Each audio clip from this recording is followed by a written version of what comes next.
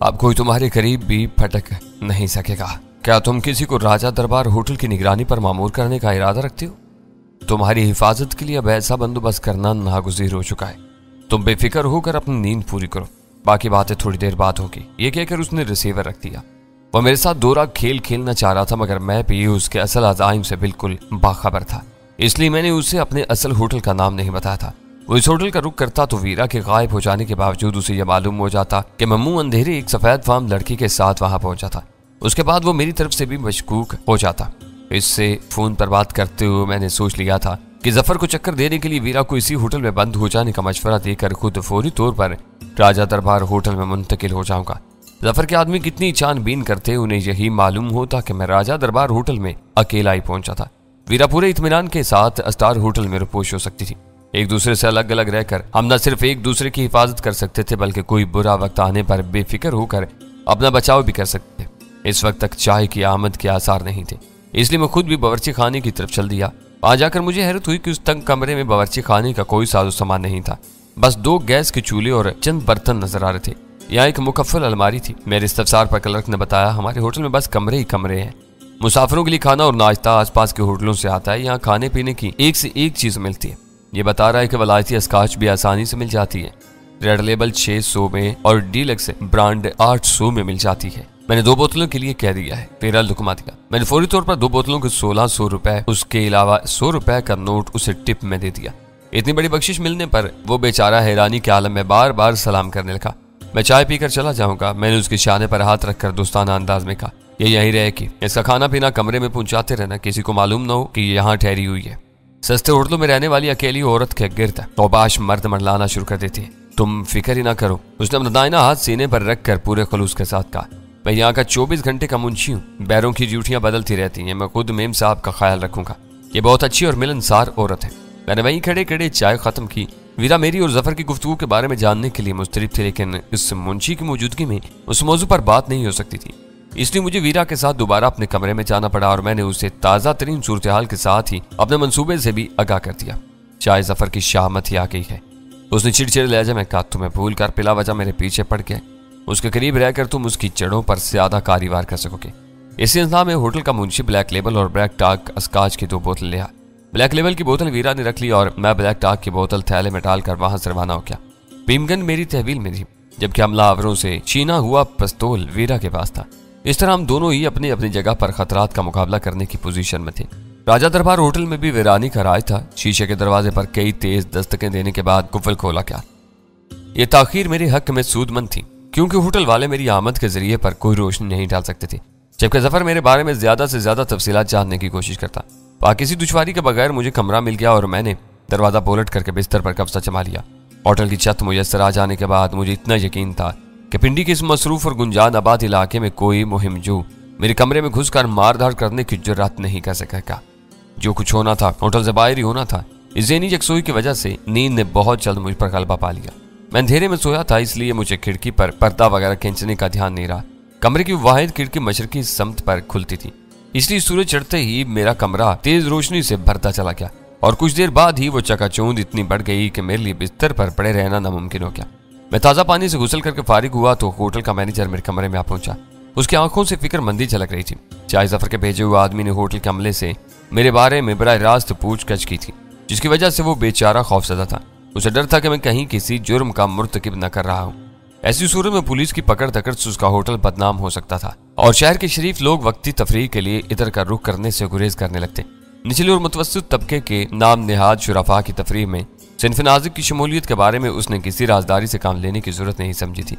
मेरे इत्मीनान दिलाने पर उसकी फिक्रमंदी को खासा अफाका हुआ, लेकिन फिर भी वो पूरी तरह मुतमिन नहीं हो सकता था। मैं नाश्ते से फारिग हुआ ही था कि जफर आ पहुंचा। उसका चेहरा गंभीर और सुता हुआ था। मैंने उससे पहला सवाल सेंते कासेलो के बारे में किया, जिसका जवाब नफी में था।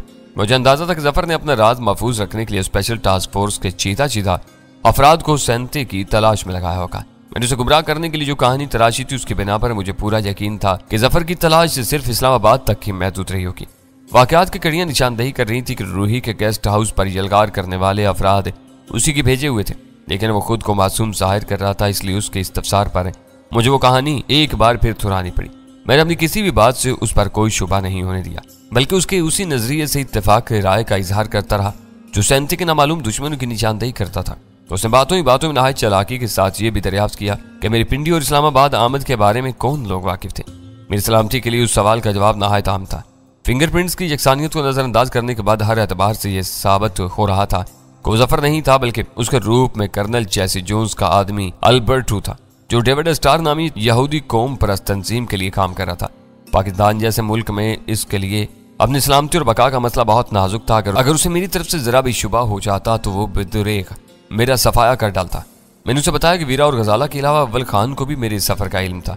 मैंने उसे यह भी जता दिया कि मैंने उसके दफ्तर का नंबर अव्वल खान ही से लिया था। मकसद सिर्फ इतना था कि वो मेरे बारे में कोई खतरनाक इरादा रखता हो तो इतने अफराद के बाखबर होने की वजह से उस पर अमल करने से बाज रहे। सैंते का सैलो लापता है, तुम उसी की काम से यहाँ आए थे, अब तुम्हारा क्या प्रोग्राम है? उसने उकाबी नजरों से मेरी तरफ देखते हुए सवाल किया। उसे अभी तक तुम्हारे नजरियात का इल्म नहीं हो सका था। रात के वाकयात से वो खौफजदा हो गई हो तो और बात है, वरना इसे उसे कहीं ना कहीं नमूदार हो जाना चाहिए। यह और बात है कि वो मंजर आम पर आते ही तुम्हारे आदमियों की तहवील में चली जाएगी। उसके बारे में तुम्हारे क्या अज़ाइम है? चंद सानियों की ख्याल अंगेज खामोशी के बाद वो बोला, तुम हमारे तरीकाकार से अच्छी तरह वाकिफ हो। हम बिला वजह किसी को तंग नहीं करते, लेकिन जिसके पीछे लग जाते हैं उसे उसके अंजाम तक जरूर पहुंचाते हैं। आखिर तुम उस पर किस बारे में शुबा कर रहे हो?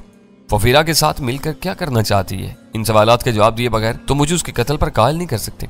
मैं इतना जानता हूं कि स्पेशल टास्क फोर्स वाले तमाम तर सबूत और शवाहिद जमा किए बगैर किसी को नहीं मारते। एक बार सैंते का सैलो हाथ आ जाए तो मैं तुम्हें सब कुछ बता दूंगा। वो कदरत तजब्जुब के बाद बोला, फिलहाल मैं इस मामले में अपनी जुबान बंद रखने पर मजबूर हूँ। मुझे अफसोस है कि अब मैं STF के लिए काबिल एतमाद नहीं रहा। यह एतमाद की नहीं, फोर्स के डिसिप्लिन की बात है। उसने खुश्क लहजे में कहा, इससे पहले भी तुम्हें इन बातों पर एतमाद में लिया जाता रहा जिनसे तुम्हारा बराह रास्त ताल्लुक होता था। STF की अंदर की कहानियां तुमसे हमेशा पोशीदा रखी गई थी, लेकिन सैंते का सैलो से मेरा बराह रास्त ताल्लुक है। वह मेरे साथ यहाँ आई है, मैं उसके बगैर वापस गया तो वीरा को क्या मुंह दिखाऊंगा? तो मेरे और वीरा के मरासिम से बाखूबी वाकिफ हूँ। सैंते का सैलो अब रियासती मसला बन चुकी है। उसने मुझे मरऊब करने के लिए कहा, तुम्हें रजाकाराना तौर पर इस मामले से दस्तबरदार हो जाना चाहिए, यानी मैं इस लड़की को तुम्हारे रहमो करम पर छोड़कर वापस चला जाऊं। यह सबसे अच्छी बात होगी। वीरा को तुम आज की सूरत हाल बताकर बरिल जिम्मा हो सकते हो। उसके पीछे कुछ लोग तुम्हारे गेस्ट हाउस में पहुंचे और वो खौफज़दा होकर रुपोश होगी।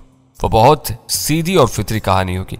इस मामले में मेरी दिलचस्पी का तस्करा गोल करके तुम्हारे उलझन और जवाबदेही से बचाओगे, लेकिन अव्वल खान को मुझे सब कुछ बताना होगा। मैंने उसे इत्तेफाक राय जाहिर करते हुए कहा, हो सकता है कि वो मुझे सैंते का सैलो के जराइम से आगाह करते। नामुमकिन। उसने अपना सर हिलाते हुए कहा, यह मेरा केस है। अव्वल खान इस बारे में एक लफ्ज भी नहीं जानता। तुम्हारे बताने या ना बताने से कोई फर्क नहीं पड़ेगा। उसे ऊपर वालों ही से मालूमात हासिल हो सकेंगी, लेकिन हमारी फोर्स में अपने सीनियर अफसरान से सवालों जवाब करने की रवायत नहीं है। और अगर सैंते का सैलो तुम्हारे आदमियों को जुल देकर कराची निकल गई तो फिर उसी से बात कर लेना। ऐसी सूरत में यह तुम्हारी इखलाकी जिम्मेदारी होगी कि उसे वहां रोक कर मुझे उसकी मौजूदगी से आगाह करो। बस सूरत दीगर तुम भी उसके शरीक कार तस्वुर की जाओगे। और मेरे बारे में क्या हुक्म है? मैंने तल्ख लहजे में सवाल किया। तुम अपनी मर्जी के मालिक हो, चाहो तो अभी वापस कराची जा सकते हो। मैंने सैंते का सैलो को मामले के नशीब फराज तुम्हें समझा दी हैं। इन पर फुर्सत में एक बार फिर गौर कर लेना। मुझे उस तस्वुर से ज़हनी अजियत होती है कि फराज की बजावरी के लिए मुझे अपने खलीफों का हरीफ बनना पड़े। वो दुश्मनी की खुली मगर शाइस्ता धमकी थी। वो मुझे जताना चाह रहा था कि सैंते का सैलो के मामले में वही सब कुछ था। अव्वल खान पूरी कोशिश के बावजूद मेरी कोई मदद नहीं कर सकता था। मुश्किल ये थी कि स्पेशल टास्क फोर्स की साख्त बहुत अजीब और पुरसरार थी। मैं फोर्स के सिर्फ उन्हीं ओहदेदारों से वाकिफ था जो मेरे सामने आ चुके थे। उनके ऊपर या नीचे वालों का सुराग लगाना किसी भी तरह मुमकिन नहीं था। इन तक रसाई मुमकिन होती तो मैं ये मालूम कर सकता था कि जफर ने उनको सैंते का सैलो का मामला किस रुख से समझाया है। मौजूदा हालात में मेरा ख्याल ये था कि जफर को सैंते का सैलो की तरफ से अपनी शनाख्त का जाती खतरा लाक था, इसलिए वो अपनी पोजीशन से फायदा उठाते हुए बाला बाला उसे घेरने की कोशिश में लगा हुआ था। अगर किसी मजबूरी की वजह से वो मामला उसके ऊपर वालों के इल्म में आ जाता तो वो उन्हें सैंते का सैलो की मुल्क दुश्मनी की कोई भी फर्जी कहानी सुनाकर मुतमईन कर सकता था। इस दौरान में मेरी तमाम तर तवज्जो जफर के हाथों पर मरकूज रही। इस बार मैं एक खास मकसद के तहत उसके हाथों का जायजा ले रहा था, लेकिन मैंने अंदाजा लगाया कि वो गुफ्तगू के दौरान में अपने हाथों के इस्तेमाल का आदी नहीं था और बेशतर वक्त हाथ गोद में रखे बैठा रहा था। तुम फिक्र ना करो, मैंने रस्मी सी हंसी के साथ कहा, अपने फराइज की ईमानदाराना बजावरी में तो मुझे हमेशा अपने साथ पाओगे। अगर तुम सैंते का सैलो के जराइम के बारे में खुलकर बात करो तो हो सकता है मैं खुद ही उसे तलाश करके तुम्हारे सामने पेश कर दूं। मौजूदा सूरत हाल में मैं ज्यादा से ज्यादा गैर जानिबदार रह सकता हूँ। अगर तुम्हारे आदमियों से मुकाबले में मारी ना गई तो मैं उसी से बहुत कुछ मालूम कर लूंगा। मेरा मशवरा है कि तुम वीरा से बात करो। सैंते का सैलो की हरकतों की पुष्ट पर मुझे उसी का दिमाग कार फरमा नजर आता है। अब शायद वो हमारे साथ मुखलिस नहीं रही है। ब्लू क्रॉस टील में उसकी खिदमत से इस्तेफादा करने के बाद भी तुम ऐसी बात सोच रहे हो? मैंने हैरिस के साथ सवाल किया। ज़र ज़मीन दुनिया की रंगीनियों में जिंदा रहने वालों के कोई असूल नहीं होते। उनकी वफादारियां लम्हे लम्हे रंग बदलती रहती हैं। हो सकता है कि वीरा ने किसी और से कोई मुआहदा कर लिया हो। वो तुम्हारी मंजूर नजर है। उसके ईरान रवाना होने तक उसके बारे में तुम्हारी राय बहुत अच्छी थी। उसके दिए हुए बारूदी फूल से जख्मी होने के बाद भी तुम उसके गुण गा रहे थे। फिर उसने कोयटा से फोन पर तुम्हारी खैरियत दरियाफ्त करके अपनी खैर सगाली का इजहार भी कर दिया था। अगर तुम उससे बराह रास्त बात करो तो बेहतर नताज हासिल हो सकते हैं। जरूरत पड़ी तो उससे भी गुरेज नहीं करूंगा। वो कुर्सी से उठते हुए बोला, मेरे लिए ये मामला बहुत अहम और संगीन है। गनीमत यह है कि अभी तक तुम्हें खतरनाक चारा बनाने की कोई कोशिश नहीं की गई है, वरना मेरा पहला शिकार तुम भी हो सकते थे। अमलन मैं खुद को पाबंद महसूस कर रहा हूँ। पार तुम्हारे आदमियों का पैरा है। वो सेंटिका सैलो को मुंतजिर हैं। तुमसे कोई तारुज नहीं करेंगे। तुम चाहो तो उन्हें अपना मुहाफिज भी समझ सकते हो। उनसे कोई शिकायत पैदा हो तो फोन पर मुझसे राब्ता कर लेना। उस्मानी के इस गुफ्तगू के बाद वह लौट गया, लेकिन मेरे ज़हन में आंतियां सी चलने लगी थी। उससे हाथ मिलाते हुए मैंने उसके दाहिने हाथ की पुश्त पर भरे हुए जख्म का एक खफीफ सा निशान देख लिया था, जो हर एतबार से बहुत ख्याल अंगेज था। कोई अगला कदम उठाने के लिए STF के उन निगहबानों से गुलू खलासी जरूरी थी, जो राजा दरबार होटल के बाहर पैरा दे रहे थे। मैंने बाहर निकलने से कबल ब्लैक डॉग की बोतल से एक बड़ा पैक तैयार करके अपने मेदे में मुंतकिल कर लिया। दिन के औकात में मैं अमूमन अस्काच नहीं पीता, लेकिन उस रोज अल्बर्टो जैसे खौफनाक दुश्मन से रूबरू मुज़ाकरात के बाद मैं किसी हल्की सी बेअतदाली की जरूरत महसूस कर रहा था। मेरे कमरे में एक थैले के अलावा कोई काबिल जिक्र चीज नहीं थी, इसलिए मैं कमरा मुकफ्फिल करके बाहर रवाना हो गया। होटल के बरामदे से उतरते हुए मैं पूरी तरह चौकन्ना था, इसलिए वो तनोमंद शख्स मेरी नजरों से पोशीदा नहीं रह सका, जिसने मुझे देखते ही एक थड़े से अपनी जगह छोड़ दी थी। मैं सड़क पर उतरती हुई उसकी तरफ हो लिया। इब्तिदा में वो मेरे रुख का अंदाजा नहीं कर सका, लेकिन फासला कम रह जाने पर जब उसने मुझे अपनी तरफ आते देखा तो बुखला गया। मैंने करीब पहुंचकर दोस्ताना मुस्कुराहट के साथ उसके शाने पर हाथ रखा तो बिदके हुए जारियाना तेवरों के साथ मेरी तरफ देख रहा था। तुम्हारे चीफ ने बताया था कि तुम मेरी हिफाजत के लिए यहाँ मामूर किए गए हो। मैं नरम लहजे में कहा, मेरा ख्याल है कि तुम मेरी कुछ मदद भी कर सकोगे। मेरा वो रास्त इकदाम उस बेचारे के लिए इस कदर गैर मुतवक्का था कि वह अकलाने के बावजूद मेरी बात का जवाब नहीं दे सका, और उसे तसल्ली देने के लिए मुझे दोबारा कहना पड़ा, तुम्हें घबराने की जरूरत नहीं, तुम यहीं रुके रहो और कोई सफेद पाम औरत नजर आए तो उसका पीछा करना जरूर शुरू कर देना। मैं एक जरूरी काम से फारिग होकर अभी थोड़ी देर में वापस आता हूँ, लेकिन मुझे तो हर हालत में तुम पर निगाह रखने का हुक्म दिया गया है। उलझन अमेज लहजे में बोला। फिर एक तरफ इशारा करते हुए कहने लगा, औरत के लिए वो यहाँ इंतजार करेगा। मैंने उसके इशारे की सीध में देखा तो वहां पान के कैबिन में उसी जैसा एक और शख्स बेपरवायाना अंदाज में खड़ा हमारी तरफ देख रहा था। यह और भी अच्छी बात है, मैंने इत्मीनान जाहिर करते हुए कहा। मुझे यही डर था कि मेरी गैर हाजिरी में वो औरत नमूदार होकर दोबारा रोपोश न हो जाए। अब तुम्हें मेरा पीछा करने की जरूरत नहीं, हम दोनों एक ही टैक्सी से चलते हैं, पर जरा आगे पीछे का ख्याल रखना। वो सख्त जफ्जू में मुब्तला हो गया था। शायद उसे अपनी पूरी पेशा वाराना जिंदगी में कभी भी ऐसे मजाक का खेज सूरत-ए-हाल का सामना नहीं करना पड़ा था, जहाँ उसका शिकार बनफ्से नफीस उसे साथ चलने की दावत दे रहा था। तुम आगे चलो, मैं दूसरी टैक्सी में पीछे पीछे आता हूँ, उसने होशियारी से काम लेते हुए कहा। तुम्हारी मर्जी, मैंने शाने उचका कर कहा। मैं इस्लामाबाद जा रहा हूँ, मुझे डर है कि मरी रोड की भीड़ भाड़ में हम एक दूसरे से बिछड़ जाएंगे और फिर तुम्हारी गोशमाली की नौबत आ जाएगी। तुम्हारे साथ जाने में भी बास की नाराजगी का डर है। हम दोनों को तुम्हारी नजरों से पोशीदा रहकर निगरानी करने का हुक्म दिया गया था, उसने झिझकते हुए कहा। अब तुम सामने आ ही गए हो तो साथ जाने से क्या फर्क पड़ता है। मैंने उसके ज़हन को बुरी तरह उलझाने की कोशिश की, लेकिन वो सफर के खौफ की वजह से मेरे साथ जाने पर किसी भी तरह माता ना हो सका। मेरी तसल्ली के लिए सिर्फ इतना ही काफी था कि वहां निगरानी करने वालों की तादाद सिर्फ तो थी, और अगर मैं अपना पीछा करने वाले को जुल देने में कामयाब हो जाता तो नहायत बेफिक्री के साथ अपने काम सरंजाम देकर वापस लौट सकता था। वो ट्रैफिक की रश के औकात थे। बसों, वैगनों और गाड़ियों के हजूम की वजह से मरी रोड के हर क्रॉसिंग पर हड़बोंग और अफरा तफरी का आलम था, लेकिन STF वाले की टैक्सी मेरी टैक्सी के साथ बिल्कुल लग कर चल रही थी, इसलिए उसे डाज देने का कोई मौका नहीं था। सराफा बाजार के करीब मैंने अचानक ही टैक्सी रुकवा ली और ड्राइवर के हाथ में 100 रुपए का नोट थमाकर उसे वहीं इंतजार करने की हिदायत करता हुआ एक रेस्टोरेंट में घुस गया। मेरे तवक्का कहने मुताबिक उस रेस्टोरेंट में अकबी दरवाजा भी नजर आ रहा था। मैं अंदर एक लम्हा भी जाया किए बगैर दूसरी तरफ से निकला और तेज तेज कदमों से एक तरफ हो लिया। ताकुब करने वाले को होशियार होने से पहले मैं उस इलाके से दूर निकल जाना चाहता था। रास्ते ही से मैंने दूसरी टैक्सी पकड़ ली और उसे सदर बाजार चलने की हिदायत देते हुए अकबी निशिस्त पर उस तरह धंस कर बैठ गया कि बाहर से सही तौर पर देखा या पहचाना न जा सकूं। सदर के इलाके में कई प्राइवेट फोन बूथ भी मौजूद थे, लेकिन मैंने कश्मीर रोड पर वाक़ टेलीग्राफ ऑफिस का रुख करना मुनासिब समझा। अंदर से टोकन लेने के बाद मैंने दीवार गिर पब्लिक बूथ से वीरा के होटल का नंबर मिलाया तो मुंशी ने बहुत फुर्ती के साथ वीरा को फोन पर बुला दिया। वो आया था और उसे सिर्फ तुम्हारी तलाश है। मैंने किसी तमहीद के बाद वीरा को आगाह किया। वो मुझे ये तासुर देता रहा कि वो अपने बड़ों की रजामंदी से तुम्हारे पीछे रखा हुआ है, लेकिन मुझे पूरा यकीन है कि वो जाती तौर पर ये सब कर रहा है। मेरे होटल की निगरानी हो रही है, इसलिए तुम्हें मुझसे दूर ही रहना होगा। वो मेरा जुर्म क्या बताता है। इस मरले पर वीरा का यह सवाल कती फितरी था। वो इस बारे में जुबान खोलने पर अमाता नहीं।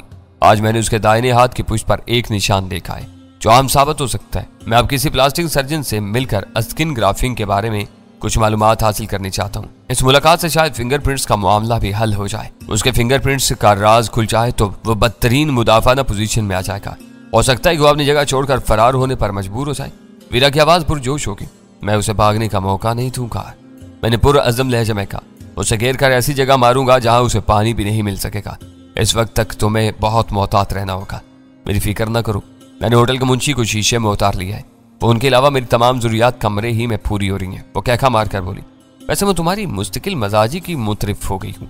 मेरी और अव्वल खान की तरफ से हौसला अफजाई न होने के बावजूद तुमने जफर को बेनकाब कर ही लिया है। प्लास्टिक सर्जन से मुलाकात के बाद दूध का दूध और पानी का पानी हो जाएगा। वीरा से बात करने के बाद मैं दोबारा सड़क पर आ गया और सदर की तरफ चल दिया। कराची के मुकाबले में रावलपिंडी का मिजाज और आबादी की हेत बहुत मुख्तलिफ है। वहाँ उमरा का तबका बहुत छोटा और महदूद है। बेशतर आबादी का बिला वास्ता या बिल वास्ता दिफाई इदारों से ताल्लुक है। बाकी लोग दरमियानी दर्जे की तिजारत से वाबस्ता है, जिसकी बिना पर फैशन और जाती हुस्न जमाल के गैर रवाती मायार और तरीके पिंडी में मफकूत है। जो लोग इनके शौकीन हैं वो अमूमन कराची या फिर लाहौर का रुख करते हैं।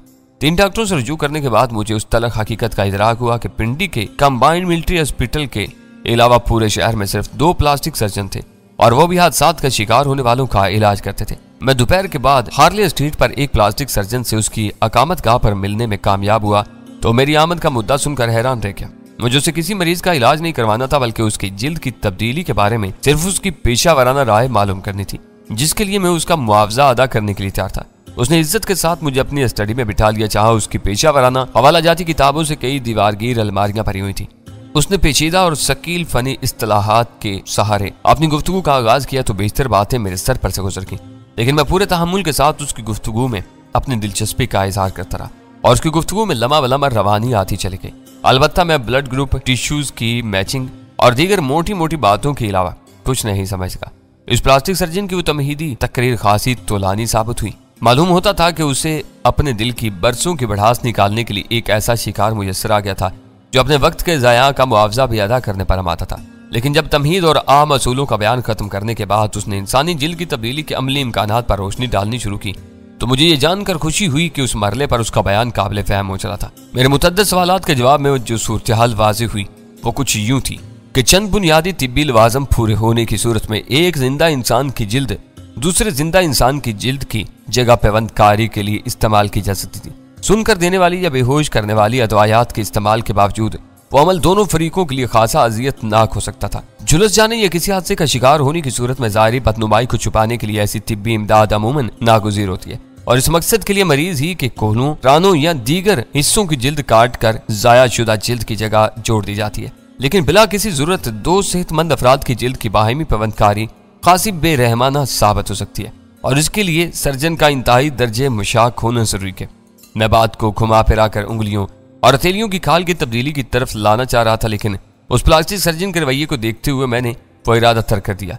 मेरे ऐसे सवालात से ये बात बिल्कुल भी वाज़ेह हो जाती कि मैं किसी भी शख्स के फिंगरप्रिंट्स की तब्दीली के इम्कानात पर गौर कर रहा था और वहीं से सर्जन के जहन में शुबहात जन्म लेने लगते कि मैं किसी बड़े जुर्म के इर्तिकाब के लिए वो सारी मालूमात हासिल करता फिर रहा था।